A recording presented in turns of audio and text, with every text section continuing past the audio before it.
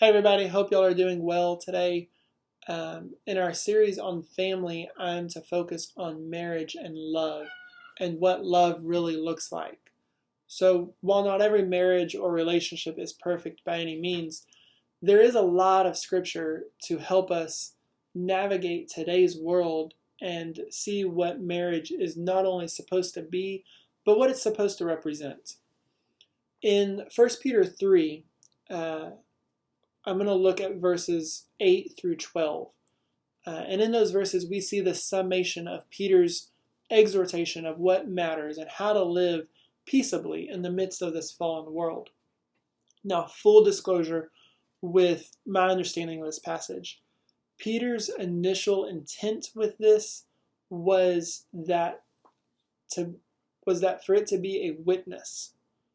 Okay, so specifically for us in chapter 3, it is referring to a believer to a non-believer. So a Christian wife to a non-Christian husband, or vice versa, a Christian husband to a non-Christian wife. So keep in mind that that's the original intent. However, as Christians, I think we can understand this passage to still be edifying to ourselves and to challenge each of us. And be able to grow through it still, even more so because it is, at least for me, a Christian to Christian relationship. So leading up to this summation here in verses 8 through 12, Peter is discussing these roles of husband and wife. And rather than breaking all that apart, I want us to look at really just what he says to do. End of the day, this is, push comes to shove, bottom line, this is the point I want you to get. So verse 8, it says, all of you, be harmonious, sympathetic, brotherly, kind-hearted, and humble in spirit, not returning evil for evil or insult for insult, but giving a blessing instead, for you were called for the very purpose that you might inherit a blessing. Now you see, as Christians, especially as a Christian husband and wife, we're to maintain that idea of unity, to being an example of peace, not one of disunity or maliciousness or gossip or that insult for insult mentality so many of us have seen and have witnessed in others. Furthermore, though, it goes on and says, it talks about the blessing, and that's the part I really want us to focus on. It says, but giving a blessing instead, for you were called for the very purpose that you might inherit a blessing. Okay, this blessing that he's talking about here is the ultimate blessing, that of having the relationship with God, so that sacrifice Christ made in order to bless us with this relationship with the Father.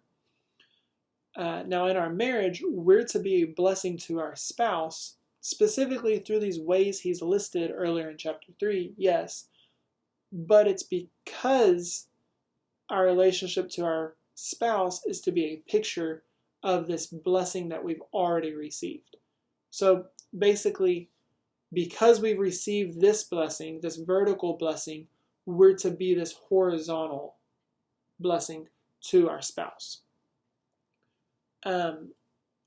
Ultimately, this means that, husband, you're to be a picture of salvation for your wife. Remember, original intent, this was to be a witness. Okay, husband, you're to witness to your wife. Wife, you're to witness to your husband by being this picture of salvation. For Christian to Christians, best I can sum it up with is the fruit of the Spirit. Display constantly that love, joy, peace, patience, kindness, goodness, gentleness, and self-control. Constantly in your relationship with your spouse. So, how does a husband actually bless his wife? Well, simple. He submits to her. Now, I know we've all heard, wife, submit to your husband.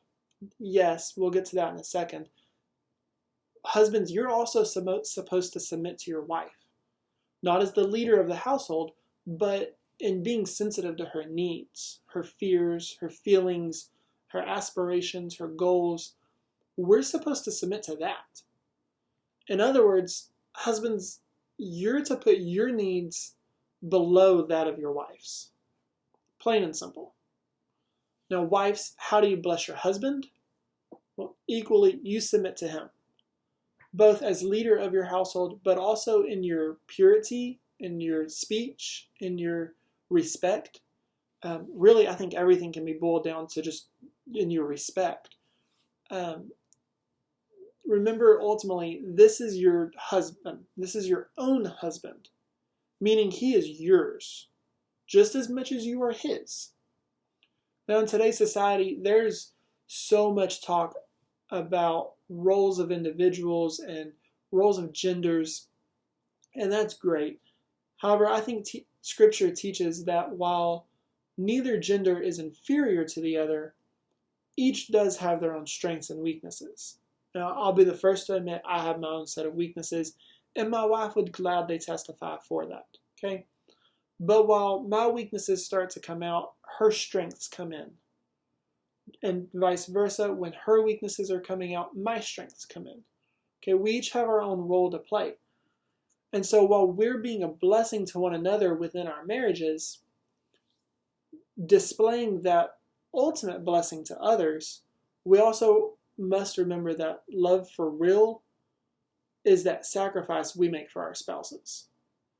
And that sacrifice we make for our spouses is to be a picture of that love and sacrifice that God's already made for us.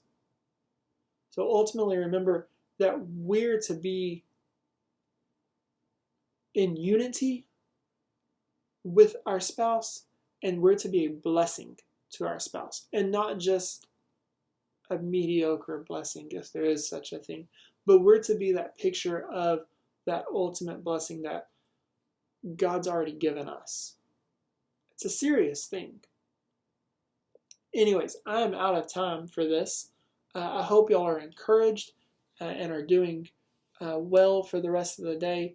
If y'all have any questions or anything like that, or want to discuss this further, I will gladly do so at any time with y'all.